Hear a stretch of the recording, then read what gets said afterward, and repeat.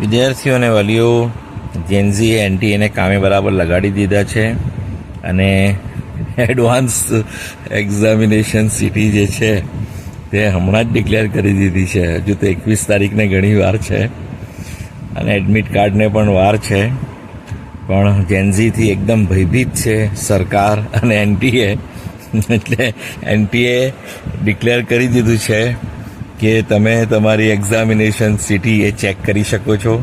Login કરીને તમે જ્યારે જોશો તમારું એકાઉન્ટ, તો તમારું એક્ઝામ સેન્ટર જો તમે બદલ્યું હશે, તમે ભર્યું હશે નવેસરથી, તો એ તમને એલોટ થયું હશે.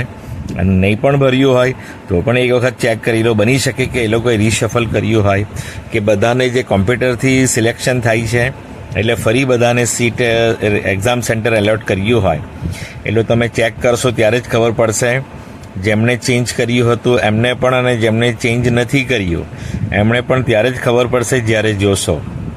એટલે આ ઇન્ટિમેશન જે છે, તમારે કયા સિટીમાં એક્ઝામ આપવાનું છે, એક્ઝામ સેન્ટર જે છે તે એડમિટ કાર્ડમાં પછીથી ઉલ્લેખ આવશે, પણ એક્ઝામ સિટી આમાં ખબર પડે છે. આમાં એક્ઝામ સેન્ટર ખબર નથી પડતું કે ભાઈ એક સિટીના અંદર 10 સેન્ટર હોય એક્ઝામ સેન્ટર, તો તમને કયા સેન્ટર પર તમારું લોકેશન છે એ ખબર ના પડે, તમને ક્યાં જવાનું છે. પણ સિટી જે છે તે ખબર પડે કે ભાઈ હા, આ સિટીમાં તમારે પરીક્ષા આપવા જવાનું છે.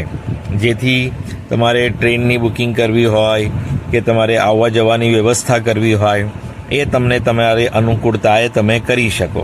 કેમ કે બધા સ્ટુડન્ટને એ પોતાના હોમ ટાઉનમાં તો આવતું નથી, બધાએ કંઈ ને કંઈ જવું જ પડતું હોય છે. એટલે આ તમારા માટે એમણે હમણાં જ ડિક્લેર કરી દીધું છે કે તમે એક્ઝામ સિટી જોઈને તમારું યાત્રાનું એક્ઝામ પરીક્ષા કેન્દ્ર, પરીક્ષાના શહેરમાં જવા માટે તમે યાત્રાનું આયોજન કરી શકો છો. રિઝર્વેશન કરવું હોય રિઝર્વેશન કરી શકો, બીજી કોઈ વ્યવસ્થા કરવી હોય એ કરી શકો છો.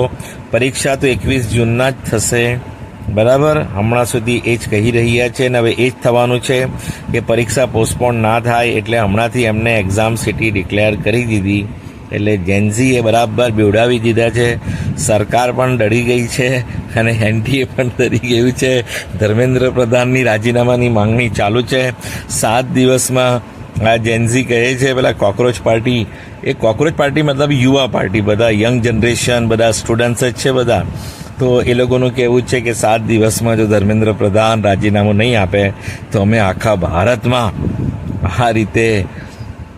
આ રીતે કરીશું, જંતર મંતરમાં કર્યું તે રીતે આખા ભારતમાં કરવાનું કહે છે. હમણાં તો ફક્ત એક જ જગ્યાએ હતા, પણ આ જેનઝી અને કોકરોચ જનતા પાર્ટી, યુવા પાર્ટી, એટલે કે સ્ટુડન્ટ્સ જે છે એ પછી આવતા શનિવારે જો ધર્મેન્દ્ર પ્રધાન રાજીનામું નહીં આપે તો આખા ભારતમાં આંદોલન કરશે એવું કહે છે.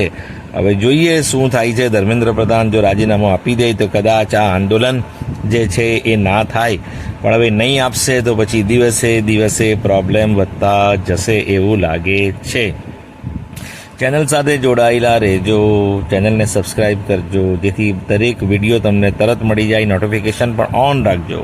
Thank you so much for listening, liking, subscribing and sharing.